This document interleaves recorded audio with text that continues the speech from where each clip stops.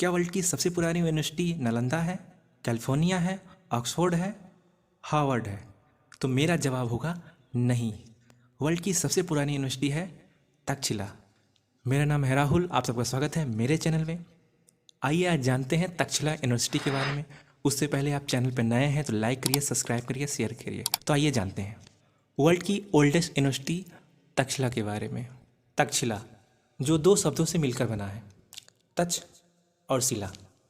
तक्ष का मतलब होता है बलवान, शिला का मतलब होता है पत्थर, पत्थर जैसा बलवान। 16 महाजनपदों में से एक गंधार, जिसकी कैपिटल थी तक्षशिला। ऐसा कहा जाता है कि तक्षशिला की स्थापना श्री राम के छोटे भाई भरत के पुत्र तक्ष ने किया था। ये राजा तक्ष का राज हुआ करता था। तक्षशिला का उल्लेख वाल्मीकि रामायण, त्रिपिटक तथा ऋग्वेद में बार बार मिलता है। वर्तमान में ये पाकिस्तान के पंजाब प्रांत के रावलपिंडी जिले में तहसील तक्षशिला के नाम से जाना जाता है। 1947 के पहले ये भारत में हुआ करता था। तक्षशिला इस्लामाबाद से 32 किलोमीटर तथा दिल्ली से लगभग 700 किलोमीटर की दूरी पर है।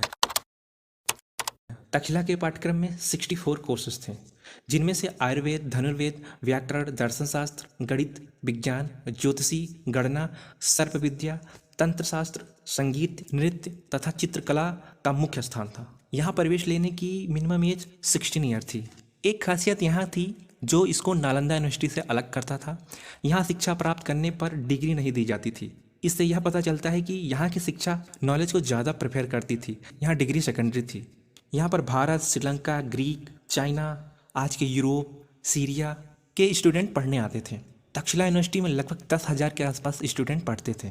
तक्षशिला में सभी स्टूडेंट के साथ समान व्यवहार होता था, चाहे वो अमीर हो चाहे गरीब हो। यहाँ गरीब स्टूडेंट के लिए निःशुल्क शिक्षा व्यवस्था थी, रहने की व्यवस्था भी निःशुल्क थी। अब सवाल यहाँ ये उठता है, तक्षशिला यूनिवर्सिटी का खर्चा कौन उठाता था? तो उस समय व्यापारी जो ट्रेड करते थे, जो व्यापार करते थे, और राजा महाराजाएं इसका खर्च उठाते थे। यहाँ गुरु दक्षिणा की परंपरा थी। गुरु दक्षिणा में गुरुओं की सेवा की जाती थी। गुरुओं के लिए छात्र खड़ाऊँ, छाता, पगड़ी सम्मान के रूप में दिया करते थे। यहाँ पढ़ने वाले स्टूडेंट में विष्णु शर्मा, जिन्होंने पंचतंत्र लिखी थी, आचार्य चाणक्य, संस्कृत साहित्य के सर्वश्रेष्ठ व्याकरणविद पाणिनि, आचार्य चरक, चंद्रगुप्त मौर्य रहे हैं। आचार्य चाणक्य ने यहीं से शिक्षा ग्रहण की और यहाँ पर ही उन्होंने शिक्षण भी किया। आचार्य चाणक्य यहाँ शिक्षक के रूप में भी काम किए हैं। चाणक्य ने यहीं के प्रांगण में ही चंद्रगुप्त मौर्य को शिक्षा दी थी। तक्षशिला यूनिवर्सिटी 500 से 600 BC तक अपने चरम पर था, लेकिन इसका इतिहास ज़्यादा लंबा नहीं रह पाया। लगभग 400 BC में शकों तथा हूणों ने जमकर कहर बरसाया, विद्यार्थियों, शिक्षकों का कत्लेआम कर दिया और विश्व के शिक्षा केंद्र को दफन कर दिया। हेंसियान ने अपने पुस्तक में लिखा है कि जब वो भारत आया, तक्षशिला यूनिवर्सिटी की जगह उसे टीले मिले, जिससे ये मालूम होता है तब तक तक्षशिला यूनिवर्सिटी का इतिहास दफन हो चुका था। जनरल कनिंघम ने शास्त्रों के अध्ययन करने पर पाया कि तक्षशिला शहर का बार बार जिक्र हो रहा है। उन्होंने खोज निकालने का प्रयत्न किया।